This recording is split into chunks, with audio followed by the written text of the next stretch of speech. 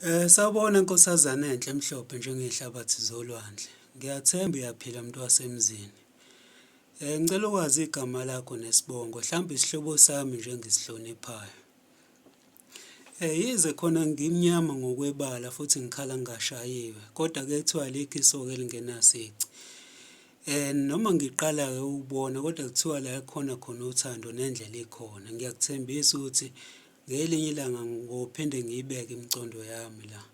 Khona-ke angiyena umuntu okhonza ukushela kodwa indlela engizizwa ngikuthanda ngayo bengifisa engathi ngingathandwa inhliziyo yakho noma mina nawe sigcine sicabanga ngokufana. Kodwa okubalulekile bengifisa ukuthi ungikhumbule embusweni wakho. Uma ngibona wena ngibona amaphupho efezeka nakho konke okuhle okuyiloko othi uzothandwa.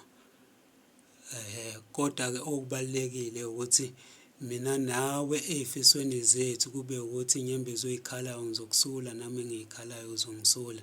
Uma ngikubuka angikufanisi nazo zonke iy'ngwenya esengidlule kuzona.